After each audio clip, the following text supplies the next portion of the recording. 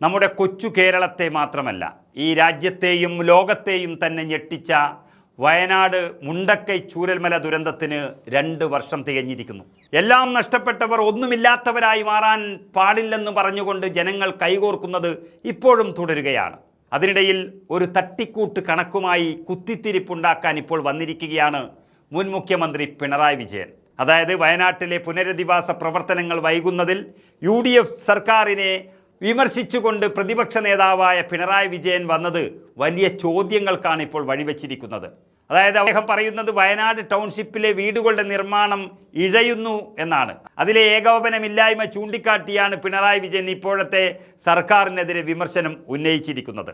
ദുരന്തബാധിതരെ ഒരിക്കലും ഒറ്റയ്ക്കാക്കില്ല എന്ന ഉറച്ച നിലപാടോടെയാണ് കഴിഞ്ഞ LDF സർക്കാർ ടൗൺഷിപ്പ് പദ്ധതി അതിവേഗം മുന്നോട്ട് കൊണ്ടുപോയതെന്നും അധികാരമൊഴിയുമ്പോൾ 410 വീടുകളിൽ 308 വീടുകളുടെയും വാർപ്പ് പൂർത്തിയാക്കിയിരുന്നുവെന്നുമാണ് പിണറായി വിജയൻ പറയുന്നത്.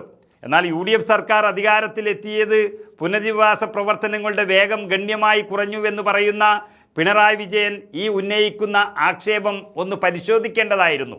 അധികാരമേറ്റ് 70 ദിവസം പിന്നിട്ടിട്ടും പൂർത്തിയാക്കിയത് വെറും 9 വീടുകളുടെ വാർപ്പ് മാത്രമാണെന്ന് പറയുന്ന പിണറായി വിജയൻ നിർമ്മാണം യുദ്ധകാലാടിസ്ഥാനത്തിൽ പൂർത്തിയാക്കി എത്രയും വേഗം സുരക്ഷിതമായ വീട് ഉറപ്പാക്കാൻ സർക്കാർ അടിയന്തര നടപടി സ്വീകരിക്കണമെന്നും ആവശ്യപ്പെടുകയാണ്.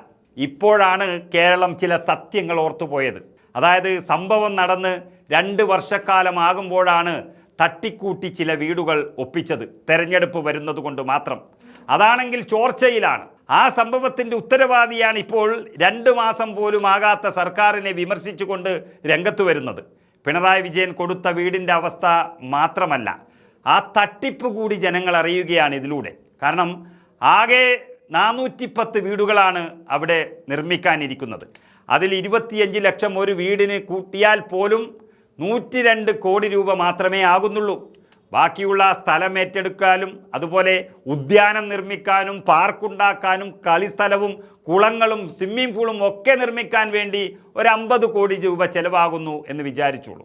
എല്ലാ തട്ടിപ്പുകളും കഴിഞ്ഞാലും ബാക്കി 150 കോടി രൂപ കൊണ്ട് എല്ലാം തയ്യാറാകേണ്ടുന്ന ഒരു ടൗൺഷിപ്പിന് ഊരാളുങ്കൽ എന്ന സൊസൈറ്റിക്ക് കരാർ കൊടുത്തത് 299 കോടി രൂപയ്ക്കാണ്. ബാക്കി എവിടെ പോയി പിണറായി എന്നുള്ളതാണ് ചോദ്യം. ഇത് മുഖ്യമന്ത്രിയുടെ സ്വന്തം പണമല്ല. വയനാട് എന്ന പ്രദേശത്തിൻ്റെ ദുരന്തം കണക്കിലെടുത്തുകൊണ്ട് ലോകത്തിൻ്റെ എല്ലാ ഭാഗത്തു നിന്നും കേരള സർക്കാരിലേക്ക് പിണറായി വിജയൻ്റെ മുഖ്യമന്ത്രി എന്നുള്ള നിലയിൽ ആ ദുരിതാശ്വാസ ഫണ്ടിലേക്ക് വന്ന 750 കോടി രൂപയിൽ നിന്നാണ് എടുത്തു കൊടുത്തിരിക്കുന്നത്. ആ 750 കോടി രൂപ വയനാട് പുനരധിവാസത്തിന് വേണ്ടി മാത്രം ലഭിച്ചതാണ്. ഇതിൽ കർണാടകത്തിലെ കോൺഗ്രസ് സർക്കാർ കൊടുത്ത 20 കോടി അടക്കം ഇതിൽപ്പെടുന്നു. ബാക്കിയുള്ള എല്ലാ സന്നദ്ധ സംഘടനകളും രാഷ്ട്രീയ പാർട്ടികളും ഒക്കെ കൊടുത്ത പണം ഇതിൽപ്പെടുന്നു. പക്ഷേ 750 കോടി ഒരു കൊല്ലത്തിലേറെ വച്ചിട്ടും അതിൽ നിന്ന് കൊടുത്തത് ഇപ്പോൾ 299 കോടിയാണ്. ആ 299 കോടിയിൽ തന്നെ 150 കോടിക്ക് താഴെ മാത്രമേ ഇതിൻ്റെ പണി നടക്കാൻ ആവശ്യമുള്ളൂ. അപ്പോഴും ബാക്കിയുള്ള തുക 150ഓളം കോടി രൂപയുടെ അഴിമതിയാണ് പിണറായി വിജയൻ ഊരാളുങ്കൽ സൊസൈറ്റിയെ വെച്ച് നടത്തിയത് എന്ന് വളരെ വ്യക്തമായി വരികയാണ്.